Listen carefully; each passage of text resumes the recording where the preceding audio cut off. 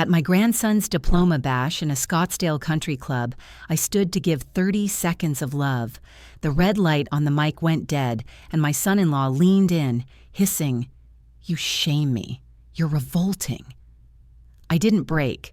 67 years taught me that dignity breathes deeper than anger, so I steadied my hands and let my face go quiet. Instead of a scene, I chose receipts, time-stamped photos, the place card that parked me by the kitchen door, and the ceiling camera that never blinks. What followed turned a noisy ballroom into a very quiet room, and the truth found its own microphone. Before I continue the story, please subscribe to the channel and tell me where you're watching from. The sun over the Sonoran Desert was lowering to a copper coin when I stepped from the valet circle into the country club's marble foyer. I carried a small envelope with Gannon's name written in blue ink, my grandson, who used to hand me dandelions and now wore a navy suit like a promise. The check-in attendant glanced at my face, then at the list. "Family Access Service," she said, snapping a plastic wristband around my arm. "Are you with catering tonight?" I slid my printed invitation across the podium, the one that said grandmother, donor. No scene, no sigh. I lifted my phone and took a clean photo, the band on my wrist, the timestamp tucked in the corner. Outside, golf carts murmured past stucco walls. Inside, cool air drifted over brass plaques engraved with names and years. I thanked. The attendant turned and let my shoes find the slow rhythm of the stone. The seating chart stood on an easel in a gold frame, all curls and serif letters that wanted to look generous. I tracked the alphabet until I found myself Arliss Hale pinned to a small round near the kitchen swing door. A nearby parent in satin asked if I could help carry a tray. "I'm a guest," I said, evenly tapping the glass where my name sat. Her smile fluttered away. I walked to the lonely round, set my envelope at the place marked with my card, and nudged the card a precise inch inward, as if gravity itself could be corrected. Another photo, the map, the table, the door with its oval porthole like an unblinking eye. I could feel the faint breath of the kitchen each time the hinge groaned open, the way draft finds the back of the neck. Quiet disbelief stung, then settled. Anyone watching would have seen a grandmother adjusting her place card. Only my camera knew I was making a record. The planner, a woman whose headset felt like a crown breezed by trailing citrus perfume. Celeste, someone said, and she lifted a finger without looking. On stage, the foldback speakers hummed while a stage manager rehearsed. "We're running tight," she told the mic stand, then leaned toward a young MC with a perfect haircut, Kieran, who nodded like a metronome. I studied angles and cables the way other women study corsages. Ceiling cameras perched at discreet corners. The AV console glowed from the wings, a little city of buttons and faders. I traced sightlines from the dais to my table and back. If you live long enough, you learn what rooms want from you. This one wanted me small and out of the way. I opened my phone's notes and typed the rule I wish someone had given me when I was 25 and nice to a fault paper over volume. Paper keeps its temper. I added a second line, music down, records up, and captured another screenshot with battery and time for context. My envelope for Gannon waited in my clutch, the card inside saying what my voice might not be allowed to, proud of the man you chose to be. I looked across the room at his profile, the one that used to scrunch when he practiced spelling. He laughed at something a classmate said and lifted his glass. I kept my smile to myself. A server hovered at my shoulder pitcher poised, then looked toward Celeste for clearance before pouring sparkling water. 2 PTA veterans skimmed the printed run of shows and with a pencil made a soft mark through my name under family remarks. It was light, the kind of mark that can be explained away. I have lived long enough to know the difference between a mistake and a practice. The kitchen door touched my chair back each time it swung. I counted beeps from the AV rack 1, 2, 3, as if they were mile markers on a road I'd already traveled. A father I didn't know leaned on my table to text, then realized I wasn't staff and mumbled an apology. "No harm," I said. My voice was gentle, because a gentle voice travels farther on nights like this. From the stage came the warm-up crackle of a microphone. The MC tried a line, "Family remarks will be brief," then tried it again with a smile in his tone. The stage manager's whisper floated to him. "We're running behind." A small current moved through the ballroom as people checked watches and phones. I took one more photograph wristband, seating chart, the analog clock above the bar with its steady second hand. Across the room, Gannon caught my eye and lifted his chin the way his mother used to when she wanted me to know she was fine. I breathed in the slow way that settles the heart. Whatever came next, I would let paper remember. I smoothed the envelope in my lap, squared my shoulders, and sat tall as the fold-back speakers hummed us toward the stage. Kyron lifted the mic and flashed his stage smile. Brief family remarks, he said. Chairs rustled. I stood palm-steadying on the chair back eyes, finding Gannon at the honors table. He straightened hopeful, and for a breath, the clatter of forks softened. From the wings, Bryn's voice drifted like a note only the crew could hear. "We're running behind."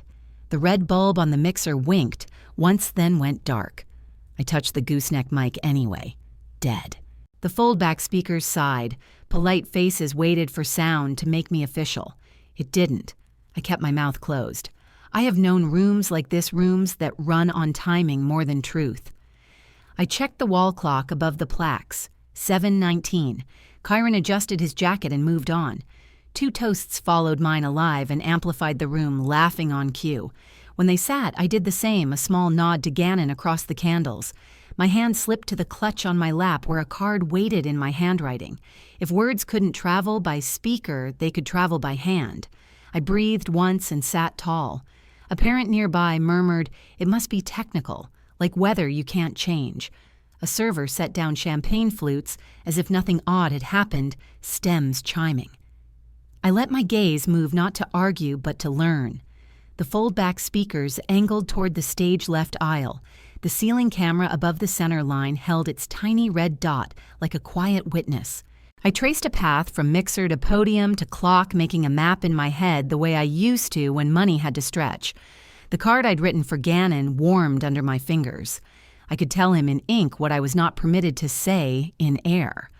Across the room, he laughed at a slide of his kindergarten face, then checked for me and found my nod. It steadied him. It steadied me. We both knew the room would move on unless I made it remember, all. On my way back from the non-speech, a presence leaned into my shoulder, breath warm with wine. Joran didn't look at me so much as through me.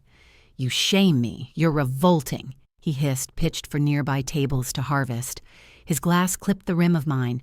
A bead of water trembled like a dare. I had a dozen replies, all true and none useful. I chose the one that never makes a headline silence. Security paused 3 steps behind Ramsey stance squared, paid to observe more than intervene. He registered the proximity, the tone, the glass, then moved on slower, letting the scene file itself. I lifted my napkin, pressed the fold flat with my thumb, and walked to my chair as if the floor were steady. 2 guests by the dessert station watched like a tightrope crowd. I gave them nothing. I sat. I breathed. Public dignity doesn't mean you weren't cut. It means you don't bleed where they're pointing. Across the room, Gannon's brow creased. I spread my fingers on the linen and let my face go calm. The urge to defend rose like heat and then cooled, leaving a cleaner fuel intent. Let the room decide I was weak. The record would disagree. I unlocked my phone and opened the note I'd started earlier. Music down. Records up. The rule steadied my hands. Photograph, then breathe. I framed the hallway dome camera by the service door and took a shot. I stepped 3 feet to the left and took another, catching the angle of its lens to the stage. Next, the mixer, a picture of its position cables, and the tiny red bulb that had gone to sleep at 7:19. Finally, the wall clock. I took the photo wide enough to capture 2 tables and the edge of the AV rack, proof of context if anyone needed it. The phone vibrated with a text I ignored. I wasn't chasing anyone. I was building a spine of facts that would stand without me pushing. Breath in, breathe out. The shake eased. The card for Gannon waited in my clutch like a promise I could still keep. I tucked a strand of hair behind my ear and let the room pass through me. Facts have edges. Yes, the slideshow rolled on baby teeth and prom ties, the kind of nostalgia that keeps a room pliant. Gannon caught my eye again, uncertain. I gave him the smallest nod, a thread across distance. Bryn pointed at cue cards, and Kyron kept the patter, buoyant voice gliding above plate noise. I recognized show control. I'd run enough bazaars to know when the clock was the boss. So I let the script do its work and returned to mine. I would not ask for time back. I would ask for logs and run sheets for the part of the story no audience sees. The thought cooled me like shade. People think a denial wins when no one argues. It doesn't. It moves the argument onto firmer ground. I straightened my place card, aligned my fork, and wrote a single line on the back of an envelope. Request AV Records Incident Report. Camera Retention Policy. Underlined it. Across the room, the AV tech glanced up from his console eyes to me and back to the screen. It wasn't sympathy I saw, it was recognition of someone who notices settings, who reads a board like a map. I slid the card for Gannon into my clutch and sat straighter, hands folded. Let the evening play on. My part would arrive when the room needed a steady voice more than a loud one. Marquez tapped a key. The screen refreshed. The mixer lights ticked their steady language. I felt the hush before a change no one names. I drew one last breath and let my expression settle into calm that didn't ask approval. There would be a time to speak, and it would be when silence had done all the work it could do. Marquez found me by the swing door, the one that kept brushing my chair like a metronome. He skipped pleasantries. Log or run of show, first numbers don't blush, so I chose the log. He opened a window of pale text and pointed with a knuckle. 1919-42 programmed skip family remarks, Arliss. Beneath it, 1919-49 audio mute podium. He ejected a tiny USB, the kind you could lose in a purse seam. I tucked it into my clutch. The truth had handwriting. Celeste's assistant floated past on soft flats headset, crooked whispering without stopping. Your tribute didn't ingest file corrupted, we'll add it later. She meant it as a gauze square over a cut. May I have the ingest report, I asked. Her blink was a full second. People rarely expect a grandmother to speak in receipts. I'll check, she murmured, backing toward the curtains. I texted myself a line so it wouldn't drift away. If it's corrupted, why is the placeholder? Timed over the speakers, polite jazz tried to stitch the air back together. Marquez tapped down and the run of show landed on the line I knew without reading. Family Remarks 0030, Grandmother Donor. To the right, a flag glowed skip. I traced the cue chain with my eyes walk in. Music, host remarks, family remarks, video, montage, dessert. Somewhere between host and family, a hand had moved a cursor. Bryn flashed a card at Kyron. I watched the beat between card and cut, the quiet hinge, where decisions get dressed as accidents. I lifted my hand slightly, the motion you use to ask a librarian for help, not a stage manager. Marquez caught it and nodded.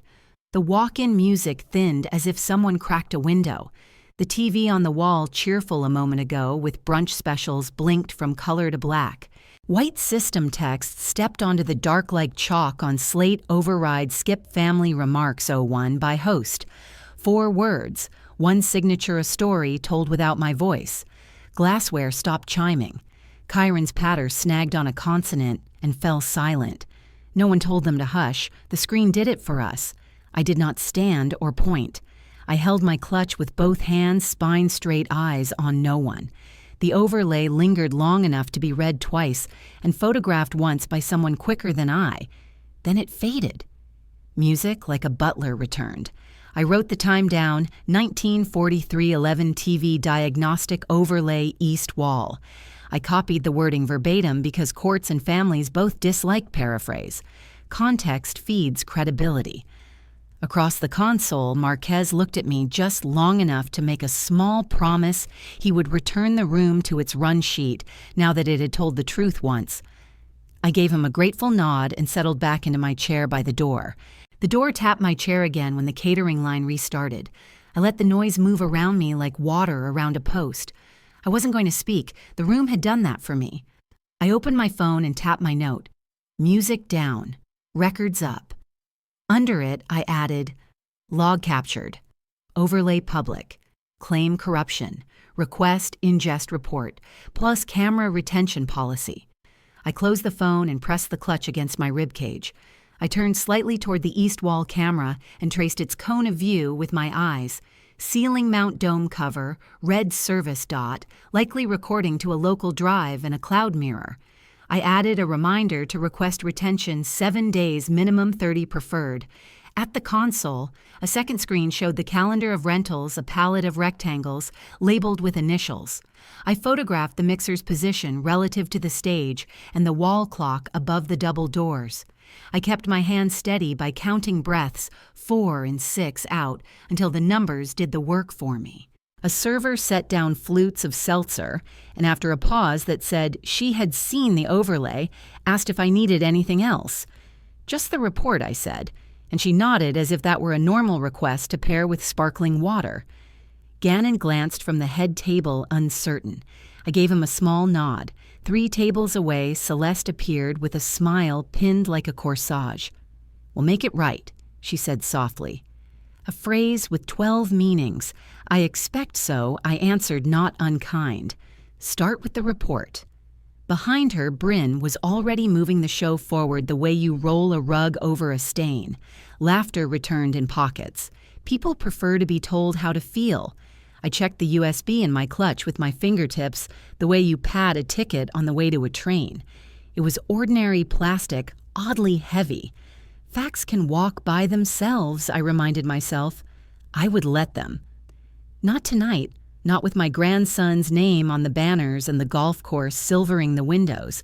Tonight my work was posture and breath, the kind that keeps you from saying more than the truth needs. By morning, I would be a list in motion. The music modulated and the room exhaled. I aligned my knife with the edge of my plate. Ramsey drifted past on his patrol eyes, taking in corners and exits. He did not stop. He noted.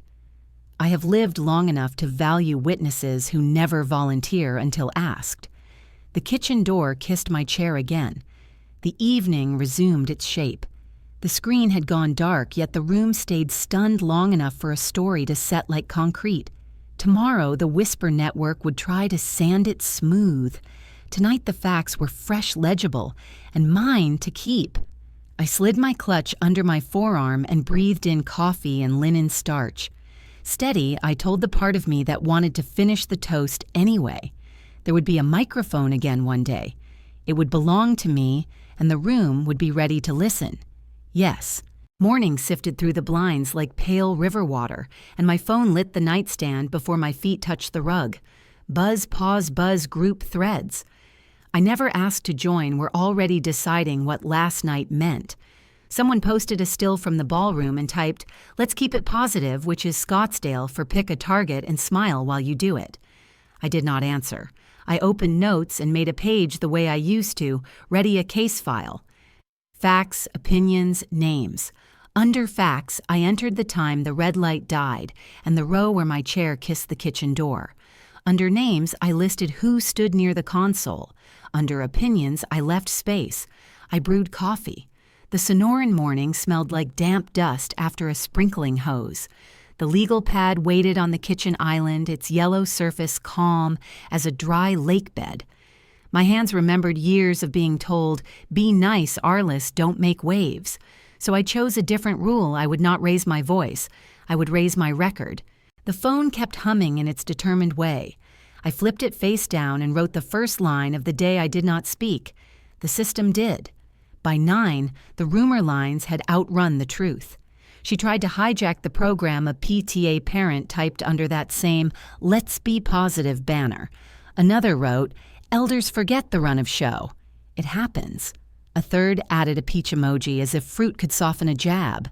I scrolled without replying, flagging names and timestamps. Scottsdale can make cruelty look like hospitality if you let it. I would not let it. The coffee cooled. I poured another cup and added a second line to fax seating kitchen door impacts. Chair back. My daughter called near 10. "Mom, can we please be neutral?" Shanann's voice was careful, the way people drive when they pass a trooper. Joranne felt ambushed when that overlay flashed. "I didn't speak," I said evenly. "The system did. and it spoke to everyone. For Gannon's sake, can we keep things calm? Maybe post that it was a misunderstanding. For Gannon's sake, I said, and let the words sit between us, warm and heavy. I will speak only with documents. Mom, a small plea, a lot of pressure. Let's not escalate. I heard you. I did not mention the USB in my clutch or the log entry with my name. We hung up tenderly and far apart. I walked to the corner coffee shop where the PTA lands when it wants to feel civic. The barista knew my order a mercy in a morning short on them. At the tall table by the window, 2 mothers from the booster board measured their words so they would carry. Attention-seeking elders once said, not looking at me. Some people can't share a spotlight, said the other. Lacy, perfect hair, perfect tone arrived with a hug that performed well for the room. Arlie's. I'm glad I ran into you, she said. We adore Gannon. Last night was just tense. She picked each word like lint. If you posted a small note, sorry for the confusion, it could reset the mood. For the school's image. I stirred my coffee as if it were the only thing that needed settling. Confusion, I repeated, tasting the word. Reset. I smiled the way you do when you're finished being managed. I'll consider it, I said, which is grandmother, for not today. Back home, the townhouse was quiet in the particular way desert houses are air-moving in slow thoughts. I spread my pieces on the island, time-stamped photos, angles of the ceiling camera, the run of the evening as it was supposed to be. The note card for Gannon still lived in my clutch. I read it once and slid it back like a prayer, not ready for air. On a single page, I typed a sentence addressed to no one yet. For the record, I did not speak. The program executed an override not requested by me. I saved it and did not send it. Timing is a blade. Just after lunch, a cousin forwarded screenshots of Joran's text blasts. She made it about herself, he'd written. Jealous people do crazy things. He has always favored big words when small truths would do. The thread blossomed with sympathetic punctuation. I did not answer. I wrote jealous, crazy, under opinions, and let the ink dry until the insult lost its shine. Shame tried to rise, old familiar, a tune I had not requested. I named it the way therapists teach you and watched it leave like weather. Afternoon cooled the stucco, and I opened a window. A cicada wound up somewhere beyond the Palo Verde. That's when Gannon's voice arrived. A voice note, short, unadorned grandma. I saw them cut you. I'm sorry. I'm proud of you. His voice still carried the gravel of childhood under the smooth of a new man. I listened twice then, again with my eyes closed. I did not answer with words. I tapped a heart and let the shape stand for what I couldn't fit through a speaker. I turned the phone over glass to wood and the legal pad up paper to light. If they wanted a story, it would not be a thread of guesses with emojis sprouting like weeds. It would be a ledger. I wrote today's date, the time, and a last line I answer, to what Gannon saw, not to what they say. By late afternoon, the planner's assistant slipped an email into my inbox. 3 words that told me where to look next. Program adjustments attached. I breathed, uncapped my pen, and drew a box beside the word evidence. Inside the box, I wrote a check mark. Then I set the phone face down again and the pad face up and let the desert throw its long light across the page. Program adjustments attached. The subject line landed in my inbox at 4:12 p.m., neat as a ruler. I set my glasses on the bridge of my nose, opened the PDF, and let my eyes move the way years of bookkeeping taught them to left, margin time stamps footers. There it was, family remarks 030, and beside it, a thin, decisive pencil mark skip. No commentary, no initial, just a strike through a promise. I didn't pace. I didn't draft a speech.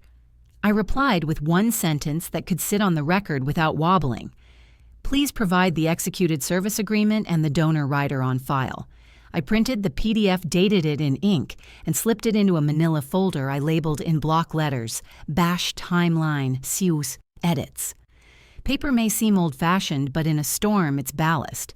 Celeste's office shared a wall with a nail salon and a travel agency glass partitions, and tidy succulents under cool air. She greeted me with the kind of professionalism that keeps a lid on boiling pots. I thanked her for the PDF and asked for the executed service agreement. No edge. No apology for asking. She made copies.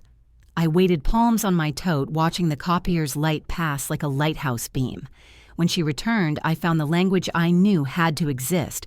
A donor writer sign that read, Honorarium Grandmother Video Remarks, 045 Secor. I read the clause aloud the way a nurse reads a dosage twice. Host may request order changes. Donor segments preserved unless equipment failure. I borrowed her pen and circled preserved, then slid the paper back so the inked circle faced both of us. She didn't argue. She initialed received by Arliss with the small, careful letters of someone who knows the file may travel.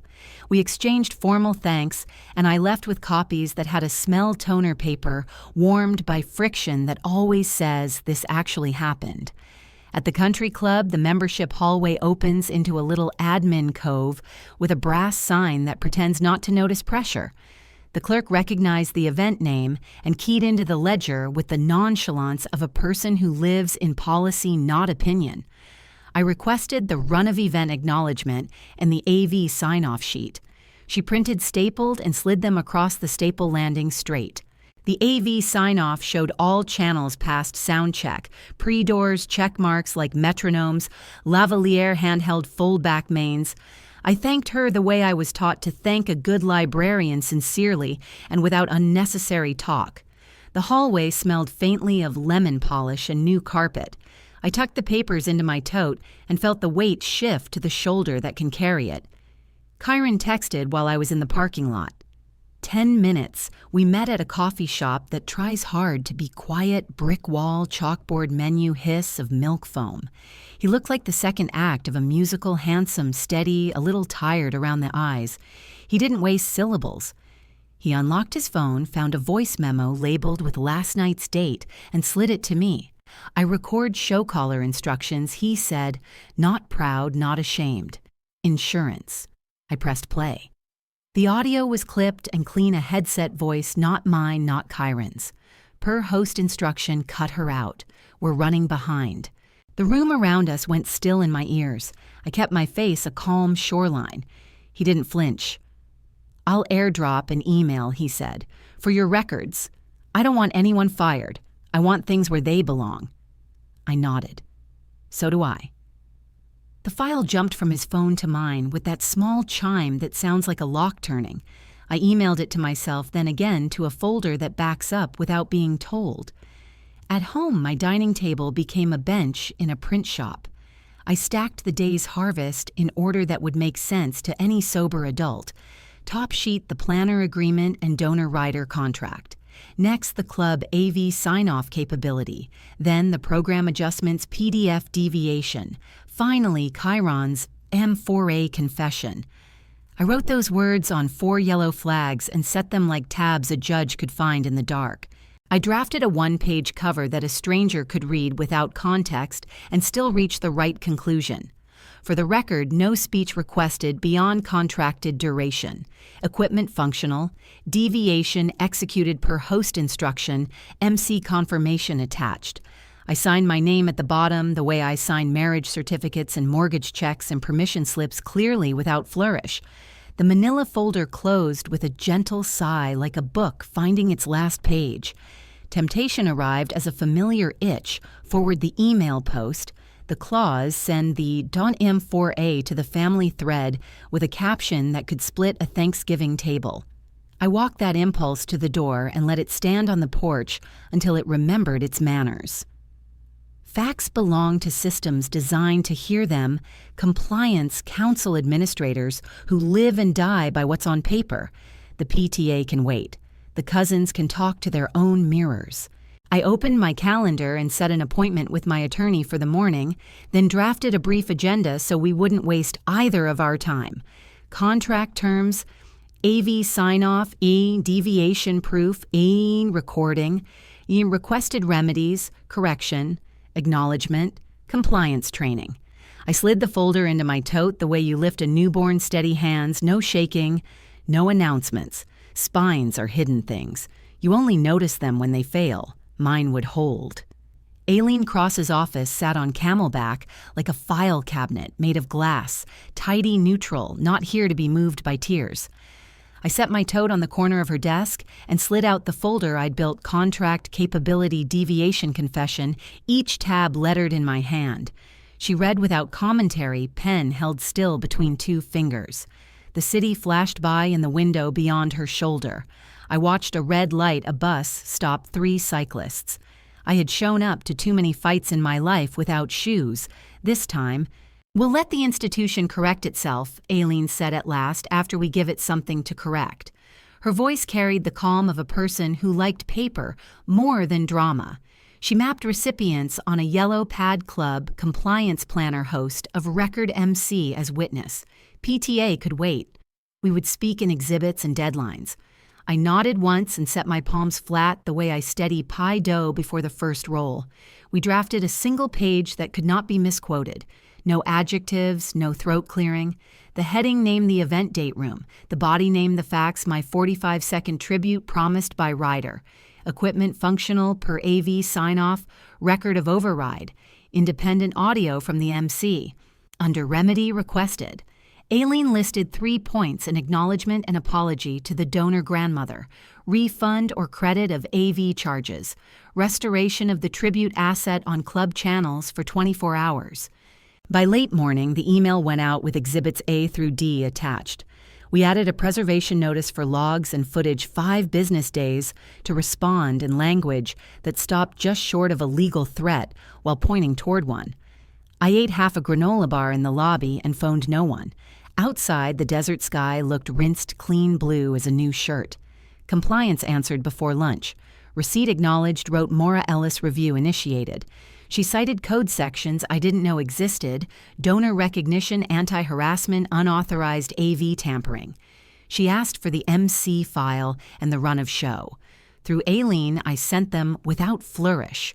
My name never appeared in the thread except on the letterhead and under my signature. The phone stayed face down. My breathing stayed even. 2 hours later, Planner Accounting chimed in on the compliance thread with an attachment of line items. I opened the PDF and felt the air change temperature. There it was, in black type: program adjustments, docs override, $150. Time stamped squarely inside the minute my mic died. No one argued with the number. Numbers don't blush. Aileen marked it Exhibit E and wrote, "Paid override suggests intent." I poured water and drank it standing up. Vindication has a way of drying out the mouth. On the review call, I kept my camera off and my posture tall.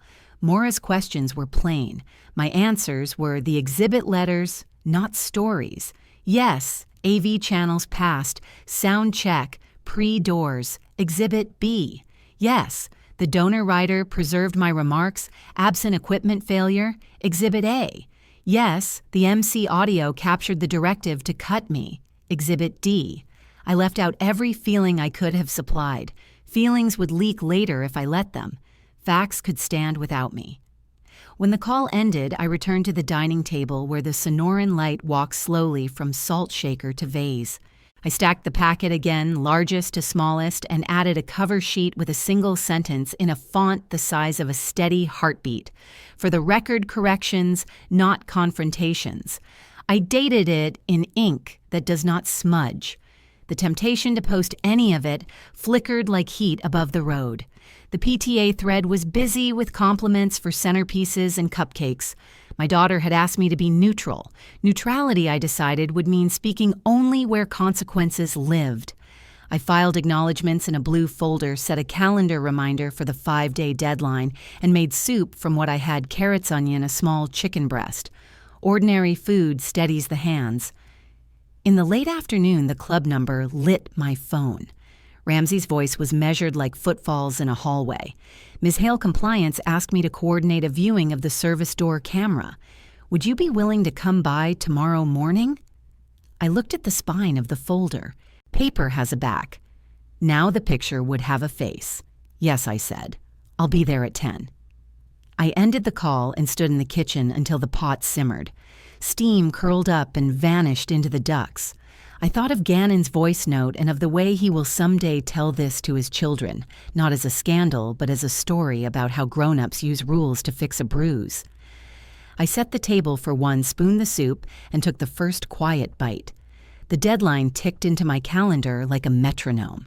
On its beat, I felt the house settle around me, not silent, not loud, just ready.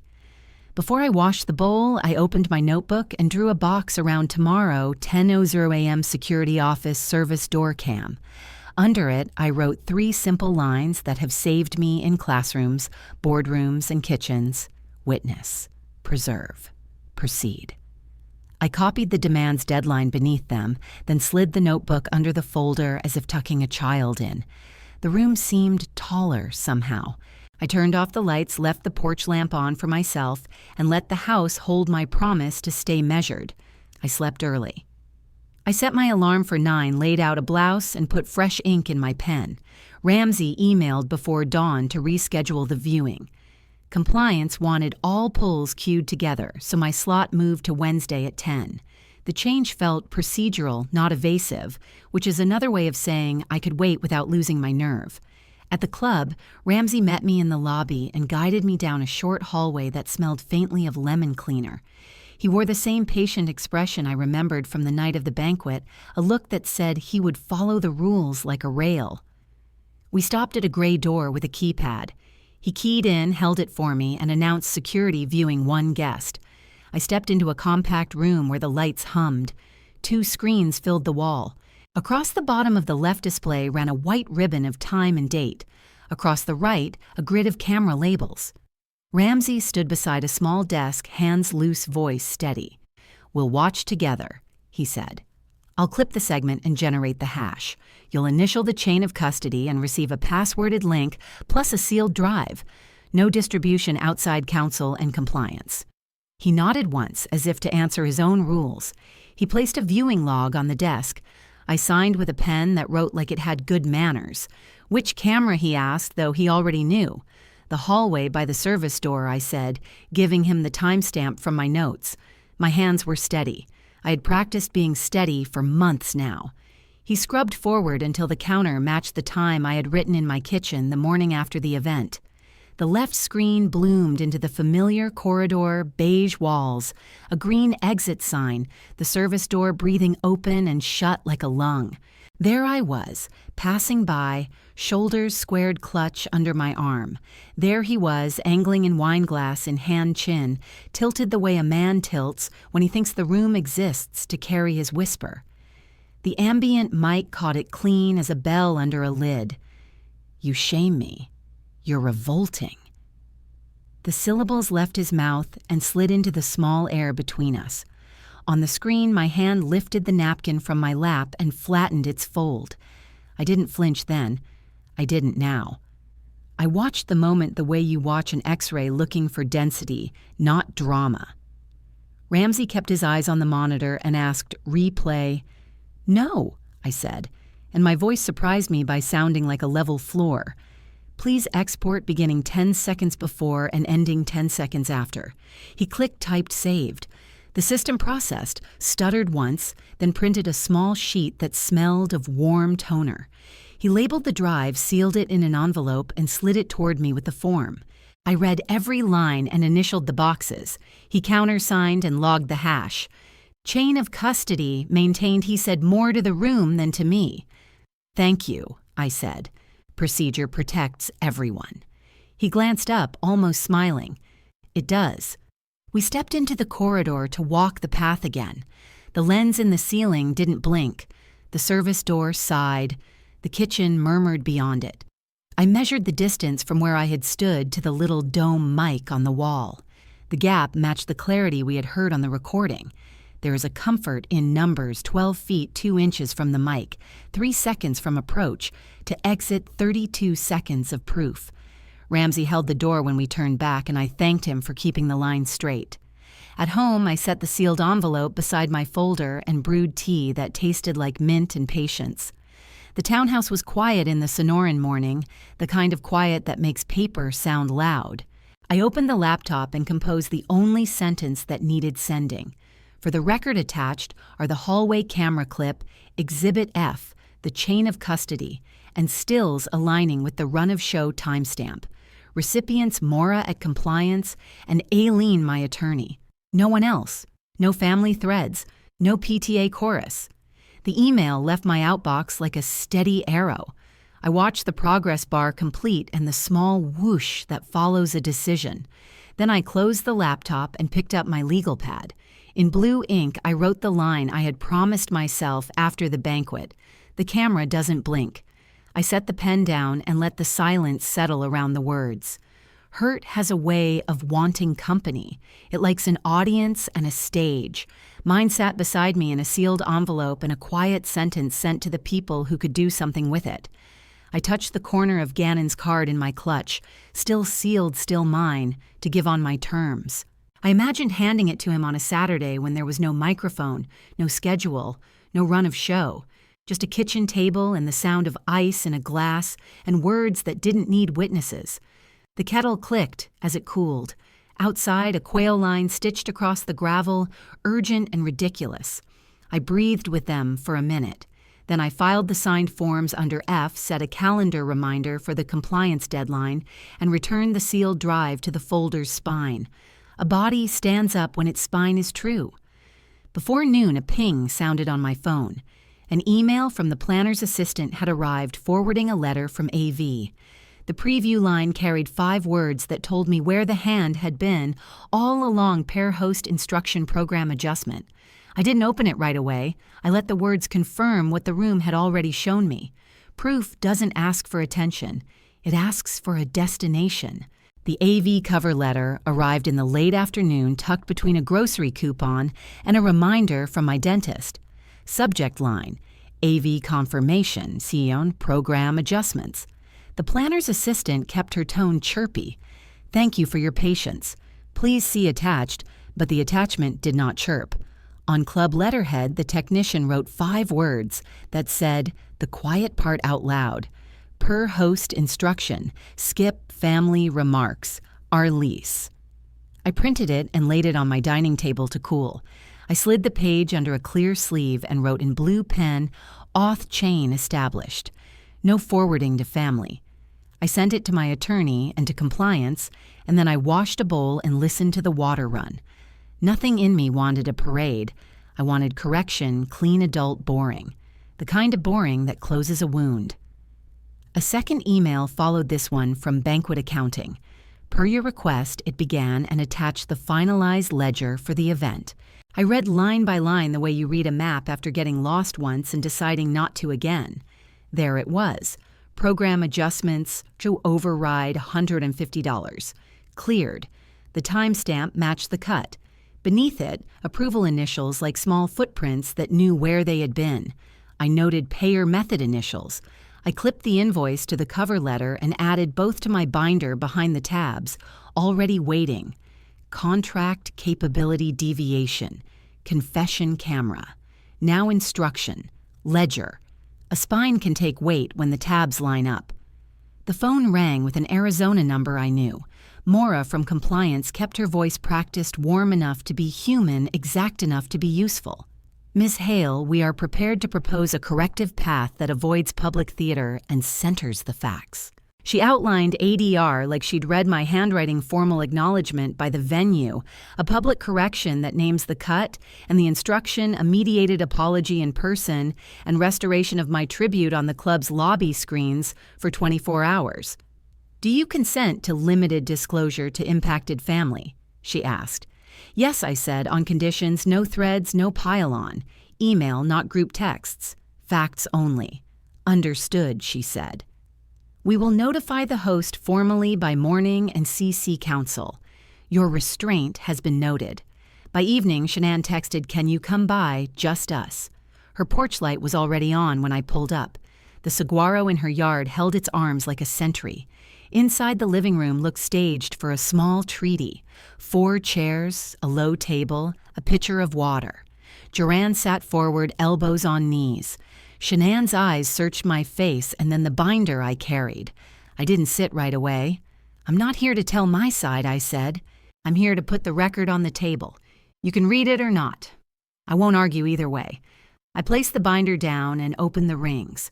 First the AV letter, then the invoice line. After that, the AV sign-off, the Point M4A, and the hallway clip summary with its chain of custody. I folded my hands and waited.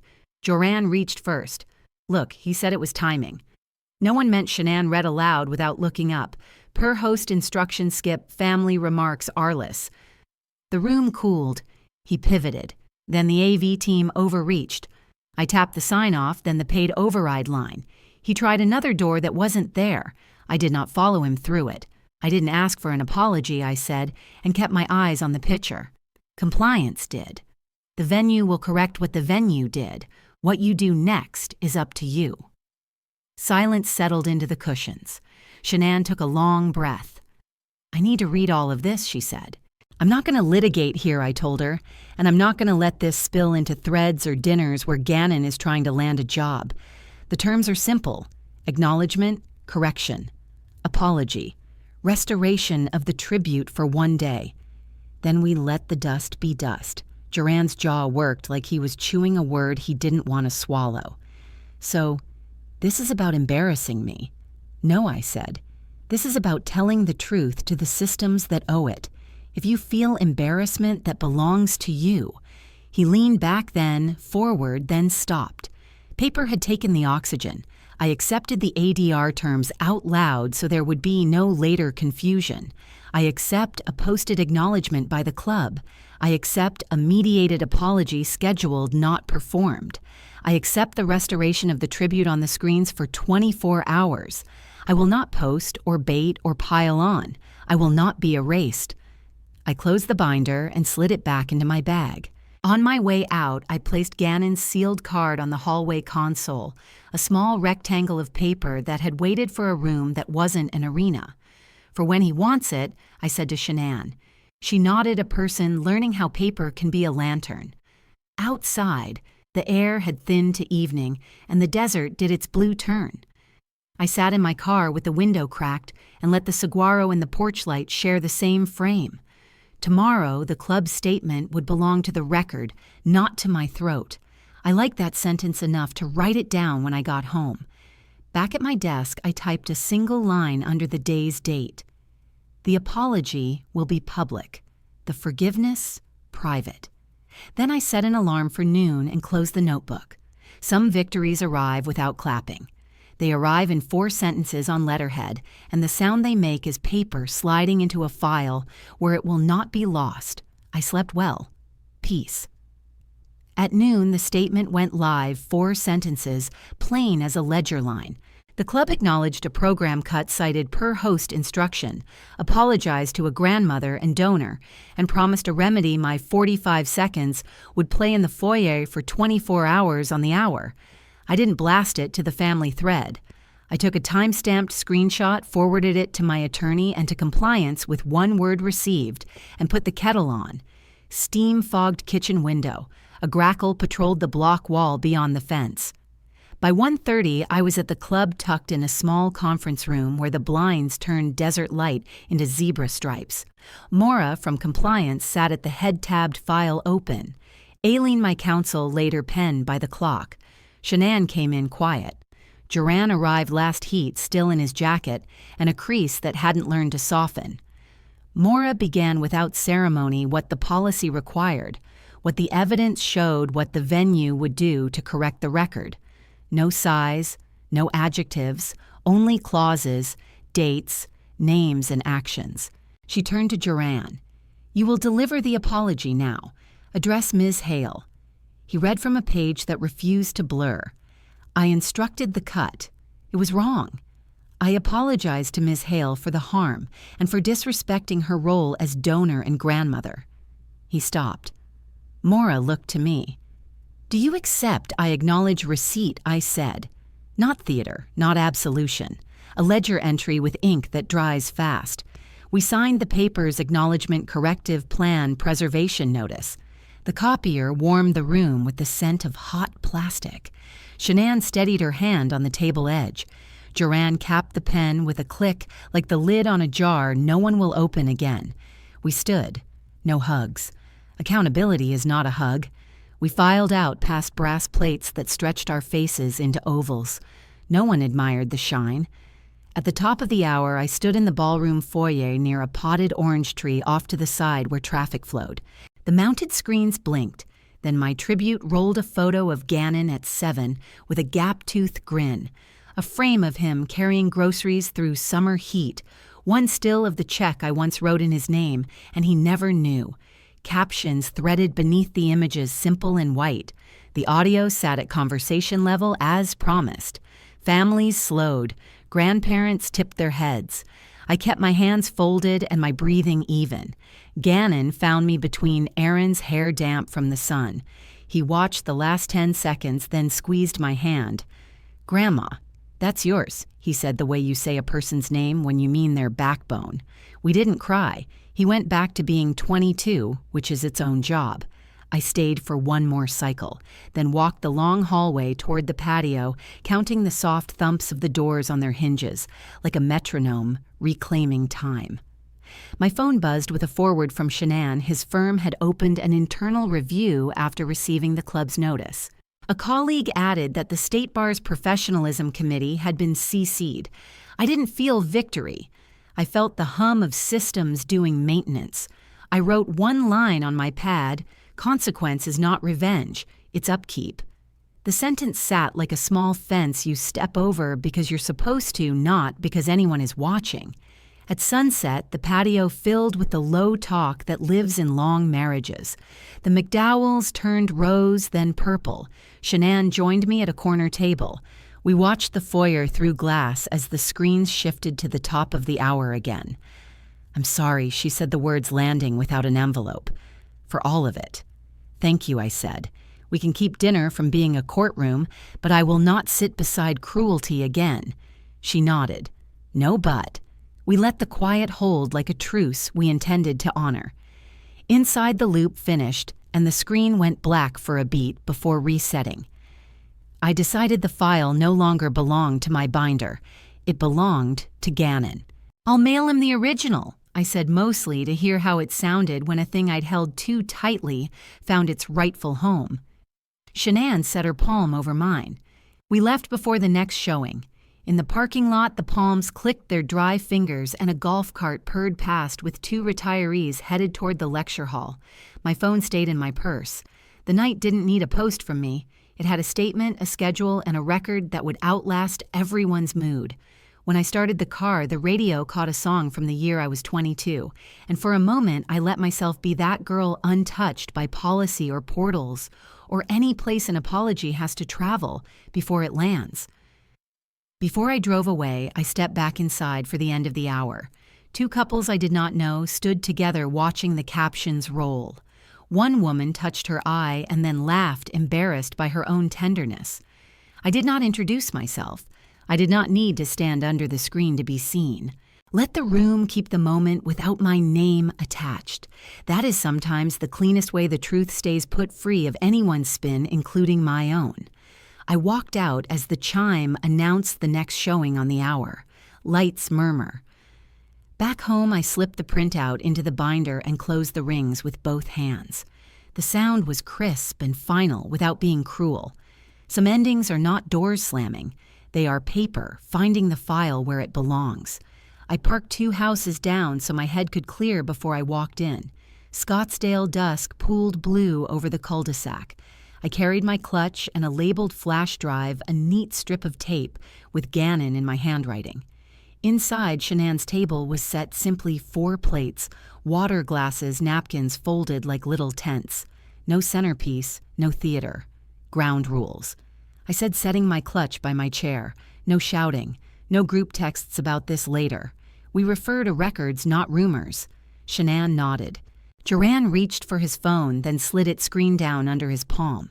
The apology and correction belonged to yesterday. Tonight was only family clarity. I took the laminated place card from my clutch and set it in the middle of the table. The card had traveled with me since the bash, a thin square that told on its maker. Bold type Arliss kitchen door. In the corner, the club's tiny printer code sat like a fingerprint. A small photo I'd taken that night, time-stamped, showed the card at my plate and the swinging hinge behind it. Shanann leaned in first. Her breath caught the softest snag. Joranne said, "That's a logistics note." The room was full. Someone has to sit near service. "That map," I said, laying a floor sketch next to the card, "puts that chair between the bus tub and the hinge. That's not a seat.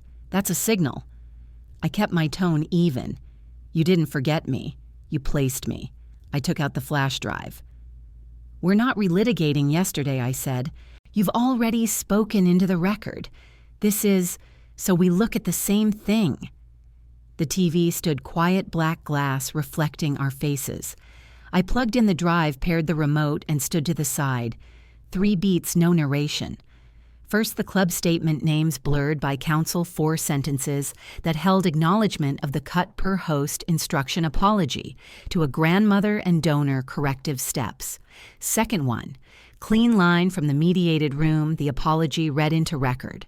Third, the hallway clip, 32 seconds with burned-in timestamp and camera ID, my body walking past my napkin, smoothing flat, his mouth near my ear. "You shame me. You're revolting." I muted the TV, ejected the drive, and slipped the remote back into my clutch. I sat. The house hummed with ordinary sounds, and then those sounds too seemed to wait. It was timing. Joranne said finally, "Sponsors." We were running behind. The AV team. The AV team signed off all channels. "Pre-doors," I said. The invoice shows an override fee. The cover letter says, "Per host instruction." The apology acknowledges it. I'm not adding adjectives. Shanann turned to him. "Did you instruct the cut?" The question sat in the air as politely as a folded napkin and as heavy. He stared at his hands. "Yes." The word was small, but it took up the center of the table. I felt the old habit patch the moment smooth the edge reach for me and stop at my sleeve. "I will not be placed by a door again," I said. "Not in a ballroom, not at a table, not in this family." Her phone buzzed against the wood. She glanced down, then looked at me, then at him. "HR wants your written account by morning," she said quietly. The Professionalism Committee set a preliminary date. "I don't comment on consequences," I said. "They belong to the places that create them. My part here is finished." I drank water. The glass was cool enough to steady the tremor I would not show. We ate a little roast chicken green beans rolls, ordinary food 1 bite at a time. The room loosened not because anything was fixed, but because the lie was no longer pacing among the chairs. I reached for my clutch and took out the labeled flash drive and the sealed card I had written for my grandson the week before. "Gannon," I said when he came in from an errand, hair wind-ruffled tie in his pocket. "These are yours to keep, yours to choose." He didn't open the envelope. He tucked both into his jacket and touched my shoulder the way grown grandchildren do when the world tilts, and they know it. At the sink, Shanann rinsed plates, then turned the water off and let the quiet run. "Mom," she said, "holidays." "Holiday tables are open," I said. "Chairs by doors are not." I did not say forgiveness. I did not say future. I said where I would and would not sit. I stood, slid the place card onto the hallway console beside a dish of keys, and picked up my clutch. The remote nestled where it had been before. This began silent, useful, small. At the door, I kissed my daughter's cheek. She held my hand a second longer than habit required. On the console, the card looked harmless like a souvenir. It wasn't. It was a map of where I had been allowed to exist. People think boundaries are walls. Mine is a chair. I can move it. I can stand. I can leave before the hinge kisses my back again. Outside, the desert night smelled of creosote and dust after sprinklers. I unlocked the car, set the clutch on the passenger seat, and let the engine's soft whir steady the last of the day out of me. Somewhere behind me, a dishwasher started. Somewhere ahead of me, the week would ask for signatures and new seating charts. I would bring my own chair if I had to. I pulled away slowly, not because I was unsure, but because there is a right speed for crossing a threshold you draw yourself. The streetlight stitched gold along the curb. I breathed, and for the first time since the ballroom, the breath did not snag on a hinge I never chose. A week after the dinner, I sat at Aileen's conference table with a fountain pen that had belonged to my mother. Camelback Road shimmered through the glass behind her, but the room felt steady, like a level beam. We read each page aloud. An addendum to the will, a modest scholarship in Gannon's name through the Valley Community Foundation. A family memorandum, what a respectful table looks like and what it will never be again. A healthcare proxy renewed because clarity is a gift. Each signature was small, tidy, and final. Aileen asked if there was anything I wished I had said at the banquet. No, I told her. I wrote it down. She smiled the way lawyers smile when the paper is cleaner than the storm that demanded it. Back home, I opened my laptop and typed a one-page memo titled, "Family Tables Going Forward." It wasn't poetry. It was a simple list, no seats by swinging doors, no placing elders where bus tubs breathe, no editing tributes, without written consent, and no shaming passed as humor. I sent it only to immediate family and BCC'd myself the subject line, plain as bread. I did not invite replies, debates, or memories. Policy replaces pleading. That was the point. I printed one copy and slipped it behind the old place card I had saved the laminated word, "Arless," staring back like a dare I no longer accepted. At the Community Foundation, the lobby smelled faintly of lemon polish and toner. A program officer slid the scholarship packet across the desk, minimum corpus disbursement schedule eligibility notes. I named it the Silent Line Scholarship for first-generation students who had shouldered family care without applause. We set the launch for fall. The officer asked if we had a short video to introduce the fund on their site. I brought a thumb drive.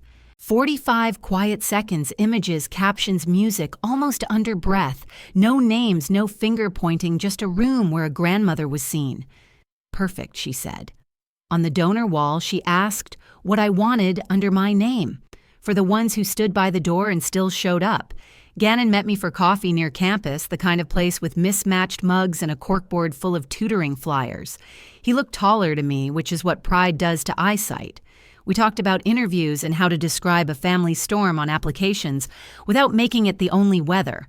I handed him a slim folder internship leads, clipped to a letter for the new scholarship, and a handwritten card that read, "Legacy is placement by choice."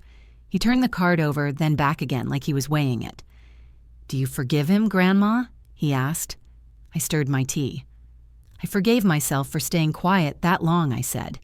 He nodded like a paper finally set flat. A brief email arrived while I was rinsing cups. HR at Duran's firm moved his matter from review to professional conduct remediation, and a date was set for a caution hearing before the bar's professionalism committee. I forwarded the message to Aileen with a single line for your file and closed the thread.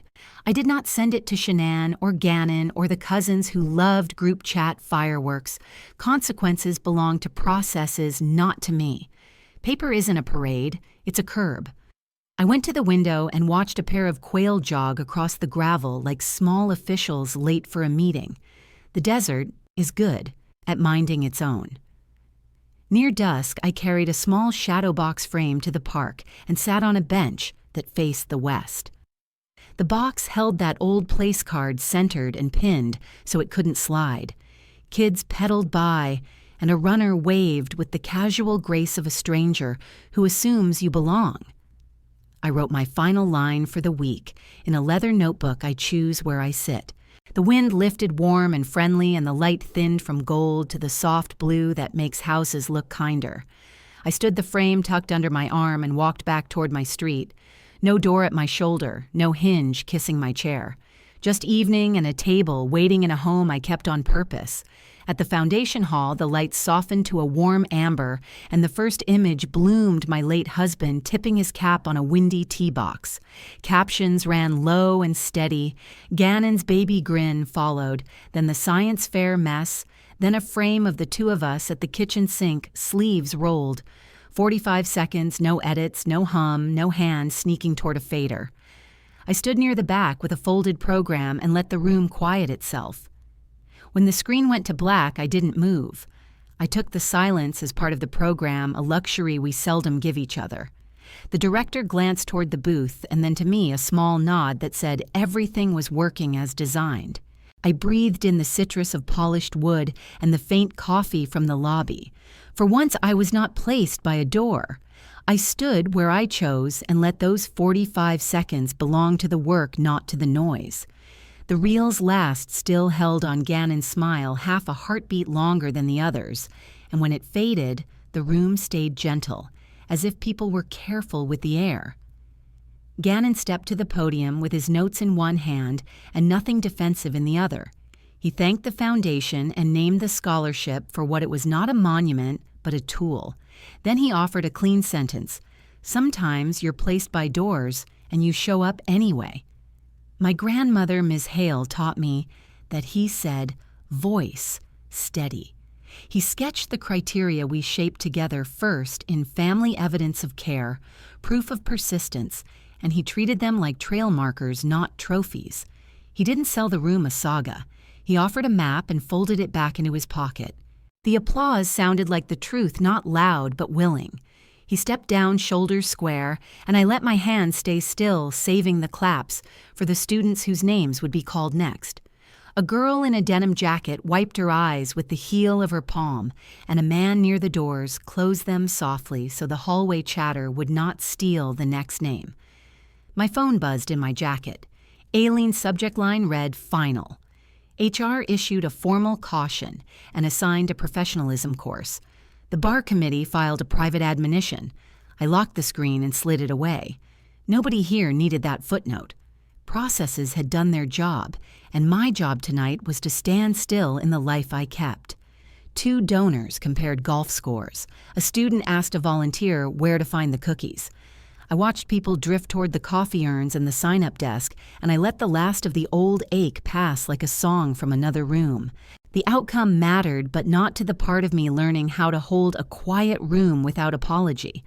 I slipped the phone deeper into my pocket and lifted the program again, reading the names as if they were stitches in a seam I meant to keep. For the first time in weeks, my breath did not catch on the memory of a red light dying on cue. Later, at Shanann's porch, the bulb over the step hummed like a bee. She opened the door before I knocked and came straight to it.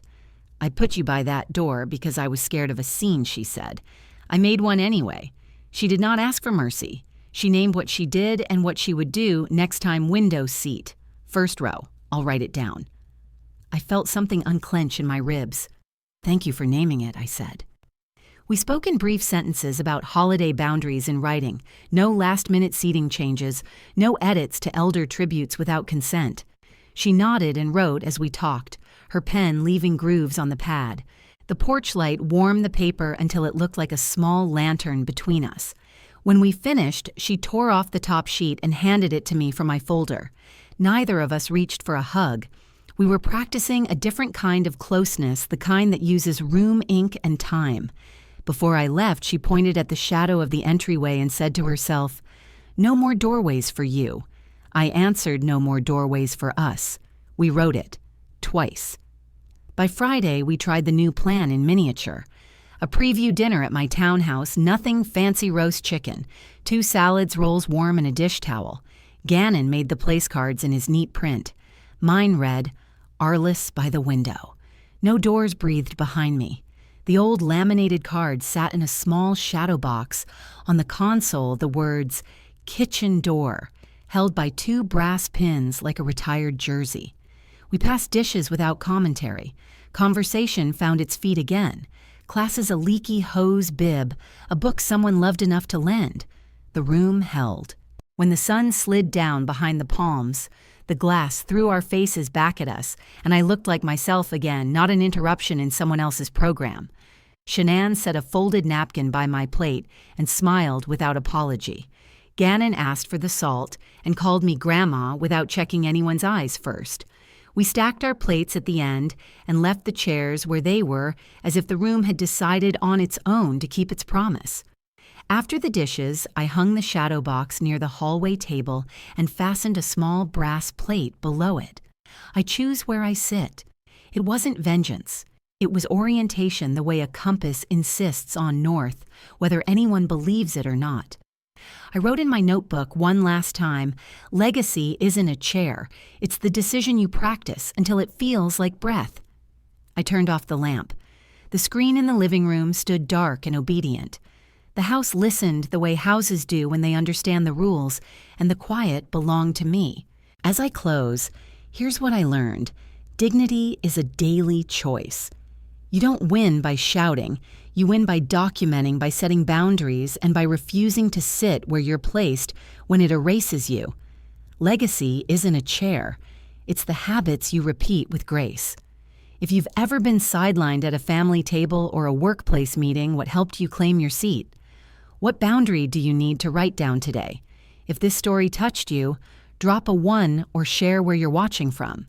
If it didn't tell me why your view matters, and if you want more stories like this, please subscribe so we can keep learning together.